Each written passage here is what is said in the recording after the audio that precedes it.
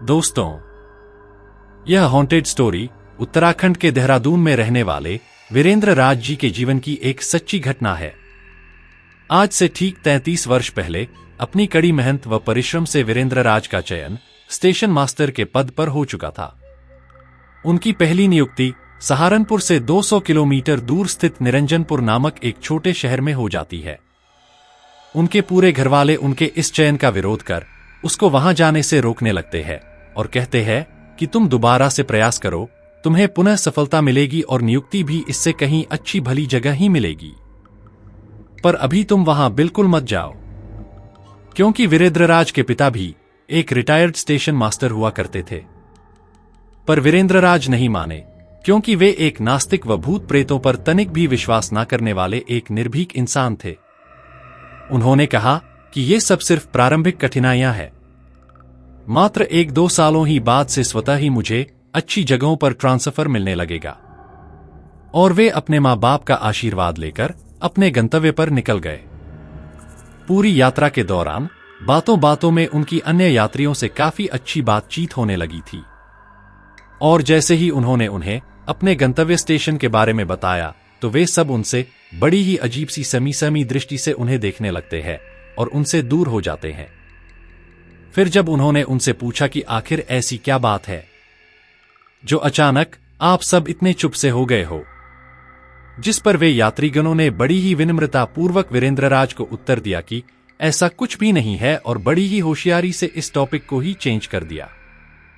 वीरेंद्र राज को यह सब बड़ा ही अजीबोगरीब व सस्पेक्टिव सा लगा, लेकिन उन्होंने इसे खुद ही नजरअंदाज कर दिया और खिड़की से बाहर की तरफ देखने लगे। बातों बातों में गलती से निरंजनपुर क्रॉस हो जाता है और अब मजबूरन उन्हें निरंजनपुर की जगह अगले स्टेशन में उतरना पड़ता है। अब वह स्टेशन से बाहर आते हैं और वहां जाकर एक टैक्सी वाले से पूछते हैं कि क्या तुम मुझे निरंजनपुर ले जाओगे, जिस पर टैक्सी वाला उनसे मुंह फेरते हुए सीधे मना कर देता है। फिर वह अन्य कई रिक्शे व तांगे वालों से भी चलने के लिए लगातार पूछते चले जाते हैं, और अंततः एक टैक्सी वाला निरंजनपुर ले जाने को सशर्त तैयार हो जाता है।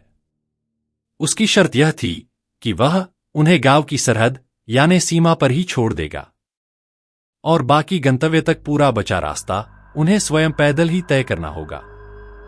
वीरेंद्र राज चूंकि काफी जल्दी में थे, अतः वह फौरन सहमत हो गए। इसलिए टैक्सी में बैठते ही वह टैक्सी वाले से पूछ बैठते हैं कि कोई भी उस गांव जाने को राजी क्यों नहीं था। टैक्सी वाले ने कहा कि साहब, अब एक तो आज का पूरा दिन ढल चुका है और लगभग रात होने को है। फिर पूर्णिमा की इस रात में कोई भी शरीफ इंसान उस गांव या स्टेशन की ओर गलती से भी कभी भी नहीं जाना चाहेगा, इसीलिए सभी ने आपको सीधे मना कर दिया। यह बात वीरेंद्र राज के गले बिल्कुल भी नहीं उतरी।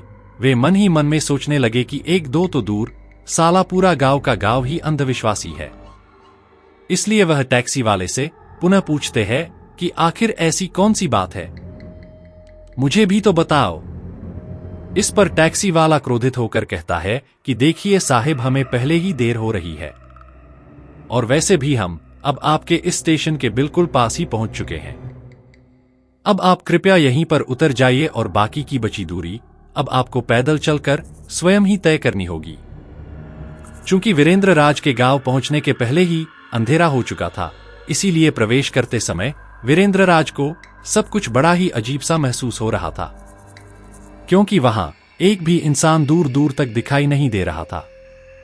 वीरेंद्र राज भी अब रुकने के लिए किसी जगह की तलाश में जुट जाते हैं, ताकि सुबह सुबह जाकर वह सीधे स्टेशन के अपने कार्यभार को संभाल ले। वीरेंद्र राज ने देखा कि गांव के घरों के अंदर की लाइटें तो जली हुई थी, परंतु दरवाजे बंद थे।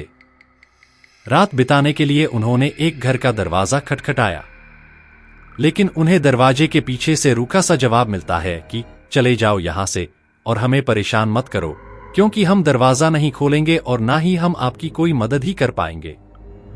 एक घर का दरवाजा खटखटाने पर किसी ने अंदर से ही कहा कि आज की रात आपकी कोई मदद नहीं करेगा, आप अब गांव के मंदिर में ही जाकर रात बिता सकते हैं। जिसे सुनकर वह खुश हो जाते हैं और मंदिर की तलाश में निकल जाते हैं। लेकिन यहां भी वह देखते हैं कि मंदिर के भी दरवाजे बंद हैं और पुजारी का तो नामो निशान तक नहीं है। अब वीरेंद्र राज के पास स्टेशन जाने के अलावा और कोई रास्ता शेष ही नहीं था। किसी तरह वह स्टेशन पहुंचते हैं। वहां वह सरप्राइज्ड हो जाते हैं। वह स्टेशन तो वीरान पड़ा हुआ था। उस स्टेशन में तो दूर दूर तक कोई भी इंसान तो क्या जानवर भी नहीं दिख रहा था। हालांकि वीरेंद्र राज ने स्टेशन मास्टर को अपने आगमन की सूचना पूर्व में ही दे दी थी। फिर थक कर वीरेंद्र राज प्लेटफॉर्म की ही एक बेंच पर बैठ गए। कुछ समय उपरांत एक व्यक्ति उनके पास आकर बेंच पर बैठ गया। वह एक मध्यम आयु का व्यक्ति था जो बेहद दुखी सा प्रतीत हो रहा था। इसलिए वीरेंद्र राज ने खुद से पहले बातचीत शुरू करने का फैसला किया और उससे पूछा कि सर आप कहां जा रहे हैं। जिस पर उस आदमी ने कहा कि मैं अपने घर जा रहा था लेकिन वहां पहुंच नहीं सका। वैसे आप कहां जा रहे हैं? तो वीरेंद्र राज ने कहा कहीं नहीं। असल में मैं यहां का नया स्टेशन मास्टर हूं और मैं यहां के वर्तमान स्टेशन मास्टर के आने का इंतजार कर रहा हूं। वे ही मुझे मेरे अलॉटेड क्वार्टर में लेकर जाएंगे। इस पर उस व्यक्ति ने कहा कि स्टेशन मास्टर तो अब सुबह ही आएंगे, आप देख लेना। उस व्यक्ति के ऐसा कहने पर वीरेंद्र राज ने कहा कि आप इतने एश्योर्ड कैसे हैं कि वो स्टेशन मास्टर कल सुबह के पहले नहीं आएंगे? तो उस अजनबी व्यक्ति ने कहा मैं ये तो नहीं बता सकता पर आप स्वयं ही देख लेना कि वो स्टेशन मास्टर कल सुबह 7 बजे ही आएंगे 100%। वीरेंद्र राज उसके इस जवाब से बहुत ही ज्यादा सरप्राइज्ड हो गए कि आखिर ये एक अनजान सा यात्री जो यहाँ का है ही नहीं और फिर भी इतने विश्वास से उस स्टेशन मास्टर के बारे में कैसे कह रहा है। खैर फिर वीरेंद्र राज और वह व्यक्ति आपस में नॉर्मल बातचीत करने लगे।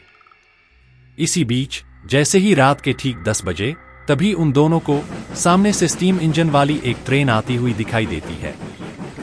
जिस पर वीरेंद्र राज ने अपने बगल में बैठे आदमी से कहा कि भाई साहब यदि आप चाहो तो इस ट्रेन से अपने गंतव्य को जा सकते हो, क्या आप इसमें चढ़ना चाहोगे?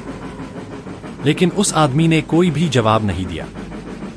जब ट्रेन स्टेशन पर पूर्ण रूप से रुक गई तो वीरेंद्र राज ने देखा कि इस अजनबी आदमी के एटीट्यूड में तेजी से बदलाव आने लगा और जिस आदमी से वह अभी तक बातचीत कर रहा था अचानक से वह व्यक्ति और उसकी भाव भंगिमा अब काफी तेजी से बदलने लगी। उसकी आंखें अब काली पथरीली सी हो गईं व उसमें से काले खून निकलते दिखाई देने लगे। दोस्तों इसके आगे क्या हुआ इसे जानने के लिए इस कहानी का अगला पार्ट देखना बिल्कुल मत भूलिएगा, जो कि अत्यधिक डरावना है, जो 1-2 दिनों में शीघ्र ही पब्लिश हो जाएगा।